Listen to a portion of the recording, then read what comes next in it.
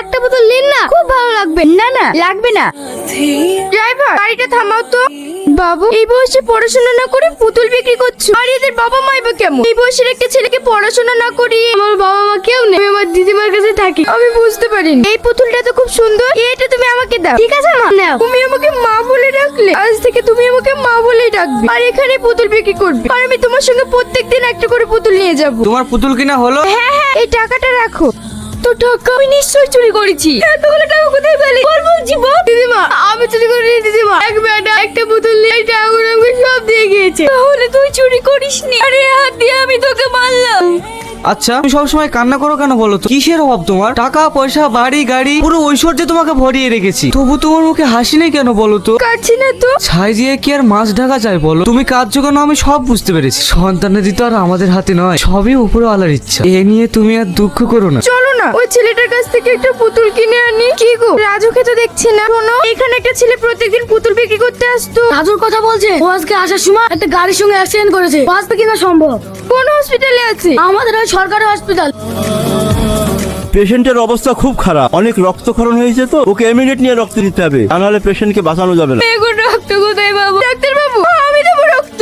এখন তুমি ভালোবাসা দেখাতে এসছো, কোথায় ছিল এই ভালোবাসা? এখন 2 বছরের বাচ্চাকে আমার কোলে তুলে দিয়ে বাবার সম্মান বাঁচাতে বড় লোকের বউ হওয়ার জন্য চলে গেছিলে। সালমা তোর এত বড় সাহস, বাপের বুকের উপর এত বড় কথা বলতে পারলি? হ্যাঁ পারলাম। আমি মমিনকে ভালোবাসি আর মমিনকেই বিয়ে করব। দোষ না, তোমার মেয়েকে চুপ করতে বলো। হাত পা বেরিয়ে নদীতে ফেলে দেবো, তবু ওই ভিখারি তোর তোমার সাথে বিয়ে দেবো না। এই শাইনকে ফোন করে আসতে বল, আমি কালকের মধ্যেই ওদের বিয়েটা সেরে ফেলতে চাই। সালমা তুমি আমাদের বাড়িতে? আমি আর কোনোদিন ওই বাড়িতে ফিরে যাব না। আমার আব্বা শাহিনের সাথে বিয়ে ঠিক করেছে, কালকেই আমাদের বিয়ে দিয়ে দেবে। তুমি এটা ঠিক করোনি, এক্ষুনি বাড়ি ফিরে যাও। না ও যেহেতু চলে এসেছে ও এখানেই থাকবে। আজকে তোদের আমি বিয়ে দিয়ে দেবো, তারপর কে কি করে আমি দেখছি।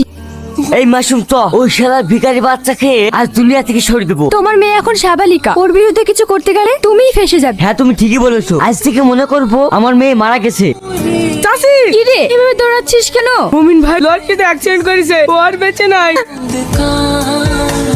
আব্বা অনেক হয়েছে আন্না, বেরিলে এক্ষুনি আমার সঙ্গে। ওদিকে শাইনের সঙ্গে তোর বিয়ে ঠিক করেছে, ও বিরাট বড় লোকের ছেলে। ভাই আপনি কি বলছেন? হচ্ছে সংসার। আপনার ছেলে আর সংসারের জন্য আমার মেয়ের জীবনটা তো নষ্ট করতে পারি না। তাহলে আপনার মেয়েকে নিয়ে যান। বাবা আপনাকে একা রেখে আমি এইভাবে যাব না। হবে না মানে? না তার কারণ তো ছেলে, এই ছেলে আমি রাখবো না। না বাবা ওকে তুমি বেরো না, আমি যাব। তাহলে রাজু সালমার ছেলে?